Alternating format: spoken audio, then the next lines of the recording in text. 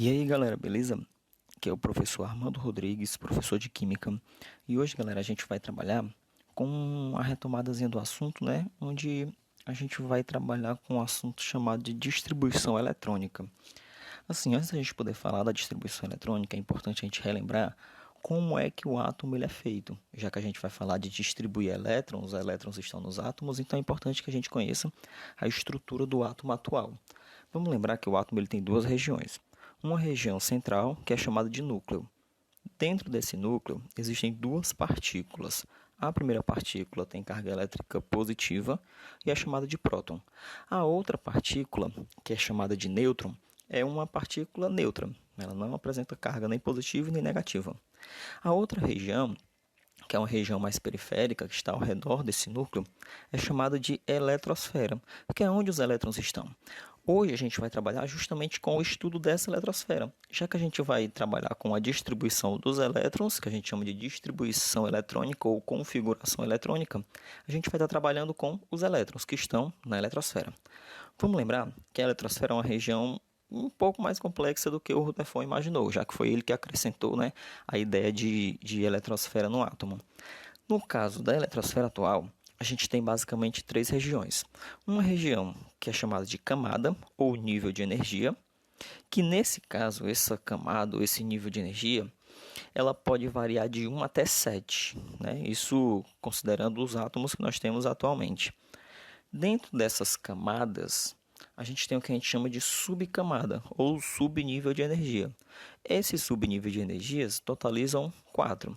Esses subníveis são representados por letras, ok? Que é o S, o P, o D e o F. E que dentro desses subníveis ou subcamadas existem os orbitais, que é o local onde o elétron está. É como se fosse a casa do elétron. Então o elétron está dentro de uma casa, que seria o orbital. Esse orbital está dentro de uma subcamada ou subnível de energia, e esse subnível ou subcamada de energia está dentro de uma camada ou nível de energia. Nesse caso, um átomo ele tem os seus elétrons, e esses elétrons estão distribuídos em uma ordem de energia. O que diferencia um elétron de um outro dentro dos seus orbitais, subníveis ou de camadas é justamente a quantidade de energia que esse elétron tem. Para a gente, o que mais importa mesmo nos nossos estudos são os elétrons que têm mais energia e os elétrons que estão mais externos a esse átomo, que estão mais afastados do núcleo, no caso, que fazem parte, basicamente, da superfície. Só que para eu poder identificar quais são esses elétrons, eu tenho que fazer a distribuição eletrônica. E eu tenho que distribuir esses elétrons de uma maneira correta. Para que eu possa fazer a distribuição desses elétrons de maneira correta, eu tenho que utilizar o diagrama de Linus-Pauling. O diagrama do Linus-Pauling, tá bem aqui assim, ó, o nomezinho dele, eu tenho que conseguir fazer essa estrutura aqui. Isso aqui tudo é o diagrama do Linus-Pauling. Nesse diagrama do Linus-Pauling, eu tenho três informações, né? Deixa eu aproximar aqui para poder escrever para vocês. Eu vou pegar aqui uma informação aleatória. Eu vou pegar o 3, D, e eu vou colocar 3, por exemplo. Ok? Nessa configuraçãozinha aqui, eu tenho um número grande, que é esse daqui, uma letra, que é essa daqui, e um númerozinho pequeno, ok? Esse número grande, ele vai indicar para mim o nível de energia que o meu elétron está. Lembra que eu posso chamar nível ou de camada, beleza? Deixa eu só apagar aqui. Pronto. Vou botar mais para cá. Já essa letrazinha aqui, ela vai indicar para a gente o subnível ou subcamada. E já esse númerozinho aqui pequeno, ele indica para a gente o número de elétrons. Ficou meio feio, vamos ajeitar aqui. Pronto.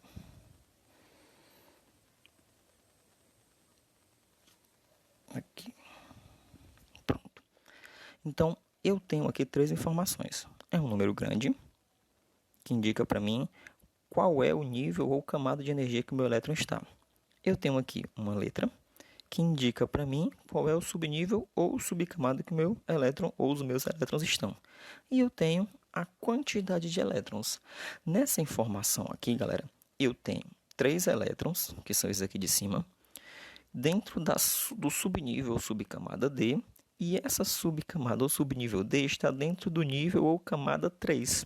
São 3 elétrons no subnível D, dentro da camada 3, ok? Aí, só para recapitular o que eu tinha dito, nós temos um total de 7 níveis ou 7 camadas. Então, perceba que daqui, ó, de cima para baixo, eu tenho indo do 1 até o 7. Em relação a subnível, eu tenho 4, que é o S, o P, o D e o F, está representado aqui no diagrama. E o número de elétrons vai depender de qual subnível a gente está falando, ok? Por exemplo, ó, nessa primeira diagonalzinha que eu tenho aqui, ó, deixa eu marcar aqui com azul. Nessa primeira linhazinha aqui que eu tenho nessa coluna, eu tenho, ó, o subnível S para todos. Esse subnível S tem 2 elevado, indicando que nesse subnível S cabe no máximo 2 elétrons. Já nessa segunda coluna aqui, eu tenho os subníveis P. Dentro dos subníveis P, cabem no máximo 6 elétrons. E aqui eu tenho o subnível D, essa terceira coluna aqui, que cabe no máximo 10 elétrons. E por último, nessa última colunazinha aqui, eu tenho o subnível F. E o subnível F, ele suporta no máximo 14 elétrons, ok? Para a gente poder utilizar esse diagrama, galera, deixa eu só apagar isso tudo aqui, para não ficar bagunçado. Para a gente poder utilizar esse diagramazinho,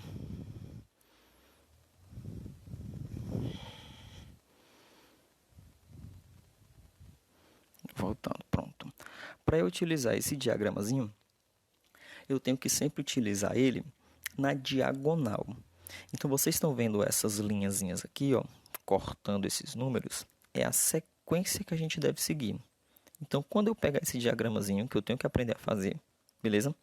Eu tenho que utilizar ele sempre, ó, aqui na diagonal. Essa diagonal aqui, ou essas diagonais aqui, são as sequências corretas que eu devo utilizar para que eu possa distribuir o elétron em uma ordem que a gente chama de crescente de energia. Então, sempre utilizando aqui, ó, na diagonal, beleza? A gente tem aqui uma outra forma, deixa eu só mostrar aqui para vocês, nesse segundo slide, que ele pode mostrar assim na forma de escada, ó. Eu posso ir distribuindo os elétrons nesse sentido aqui. Então, você escolhe qual seria a melhor opção para seguir para poder fazer a distribuição desses elétrons, ok? Para ficar melhor a compreensão, vamos fazer aqui um exemplo?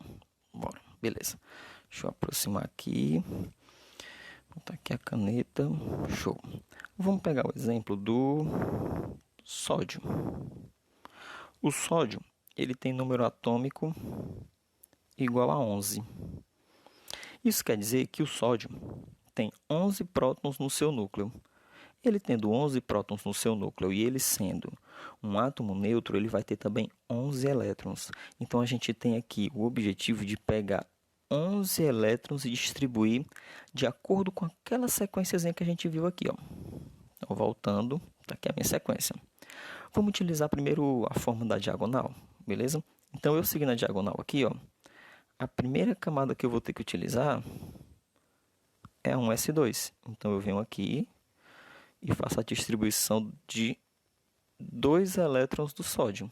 Então, quando eu coloco um S2, eu tenho 2 elétrons distribuídos dentre os 11 que eu preciso distribuir. Beleza? Então, eu preciso distribuir mais 9 elétrons. Aí, eu vou seguindo aqui a sequência, ó. Agora, a camada que eu vou ter que utilizar é a subcamada e camada 2S2. Então, eu venho aqui e coloco 2S2. Beleza? Seguindo aqui, ó, na sequência, eu tenho o 2P6 e o 3S2. Então, eu coloco aqui o 2P6. Aí, perceba aqui uma coisa, ó. Eu tenho um total de 10 elétrons distribuídos, ó. Confere aqui, ó. 2 com 2 são 4. com mais 6 dá 10, correto? Se eu colocar a próxima camada, que seria o 2 ou 3s2, eu ia totalizar aqui 12 elétrons. Só que, na verdade, o sódio ele só tem 11. Eu não posso passar desses 11 elétrons porque o meu objetivo é justamente distribuir 11 elétrons, tá entendendo? Então, o que eu posso fazer é colocar uma quantidade inferior. A próxima camada não seria 3s2, mas eu não só preciso de um elétron para distribuir, então eu vou e coloco 3s1. Então, aqui eu tenho 2 elétrons, com mais 2 dá 4, com mais 6 dá 10 e com mais 1 dá 11. Então, eu distribuí aqui 11 elétrons para o sódio, que é justamente a quantidade de elétrons que ele tem. Beleza? Aqui eu tenho outro exemplo. Esse exemplo aqui, ó, é o do potássio, né? Ele dá bem que assim, ó, o potássio, que tem um número atômico 19, então a gente vai ter que distribuir 19 elétrons. Nesse caso aqui, ó, seguindo a mesma sequência, ó, primeira diagonal, camada 1s2, então tá aqui, 1s2, já distribui 2 elétrons dos 19. Próxima camada, 2s2. Tá aqui a 2s2. Próxima camada, 2p6, 3s2. Então, tá aqui 2p6, 3s2. Continua na sequência, ó, 3p6, 4s2. 3p6, só que agora, para poder totalizar os 19, eu também vou precisar só de um elétron. Então, aqui no exemplo, eu coloquei só 4s1. Perceba uma coisa, ó. Eu coloquei o 3s2, coloquei o 3p6, mas antes de colocar o 3d10, que está bem aqui assim, ó, circulado, eu coloquei o 4s1. Então aqui a gente não tem a obrigação de terminar uma camada para iniciar uma outra. Não. Eu tenho que seguir essa sequência na diagonal e essa sequência na diagonal está indicando que essa sequência aqui é a correta para mim. Primeiro a camada 1s2, depois a 2s2, 2p6, 3s2, 3p6 e 4s1 para poder finalizar aqui a minha distribuição eletrônica. Ok? Tranquilo? Vamos só ver aqui uma coisa antes de passar adiante. Eu tenho duas camadas que são muito importantes. Essas duas camadas, elas são basicamente as duas camadas que uma questão pode se referir em uma questão que envolve distribuição eletrônica. Uma é o que a gente chama de camada de valência. Então, é a camada de valência. Essa camada de valência ela pode ser chamada também de camada mais externa, beleza? Porque ela é a camada que está mais afastada do núcleo. Ela é a maior camada dentro do meu átomo. Então, aqui no meu primeiro exemplo, que foi o sódio, eu tenho a camada 1, a camada 2, que se repete, e a camada 3. Nesse caso, a gente tem um total de 3 camadas, não são 4, são 3 camadas. E a camada 3 é a maior dentre as camadas que eu tenho aqui. Então, como essa camada 3 é a maior, ela é a chamada camada de valência. Tranquilo, galera? A outra camada, o que na verdade é uma subcamada, eu vou mostrar nesse exemplo aqui. Essa outra subcamada que a gente chama é a subcamada mais energética.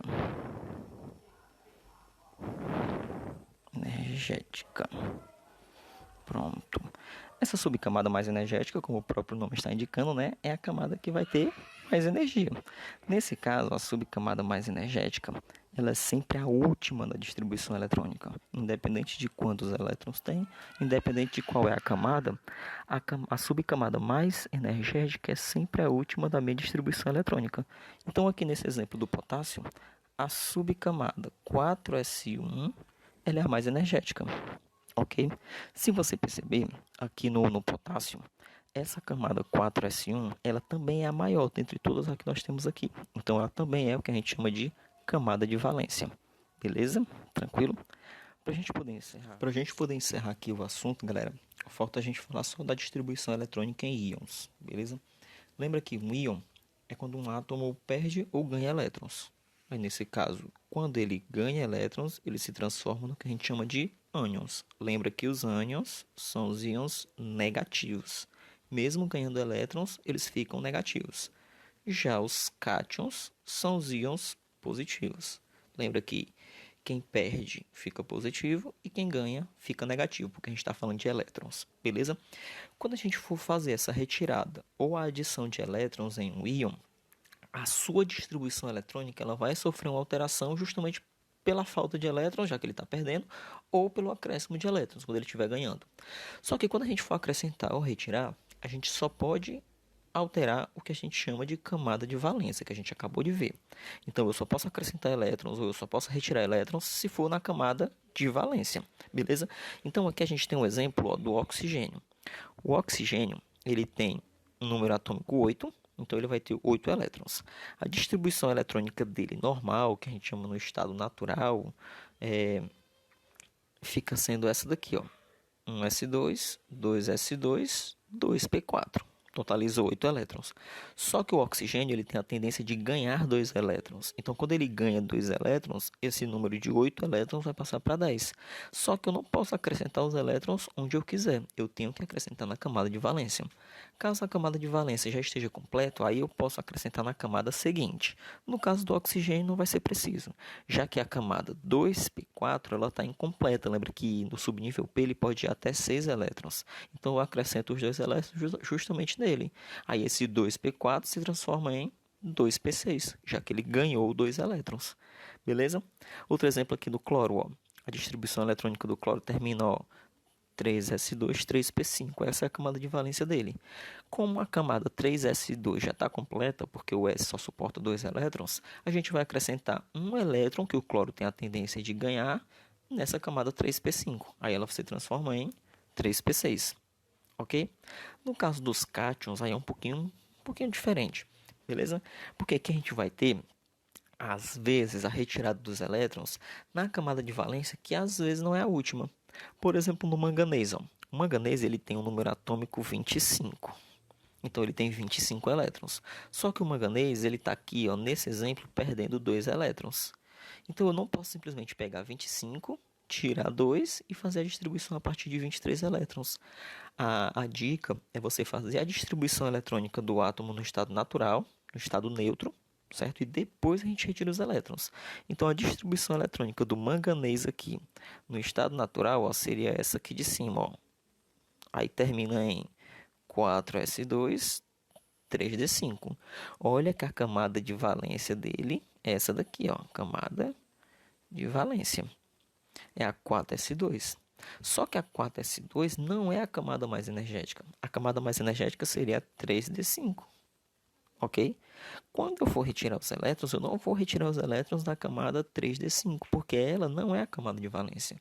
Eu vou ter que retirar os elétrons da camada 4s2. Então, eu coloco aqui, ó, 4s0, ou então não colocaria nada. Eu poderia simplesmente deixar 3p6 e depois pular para o 3d5, se eu quisesse. Era só ocultar, já que o manganês perdeu os 2 elétrons que estavam na camada 4s.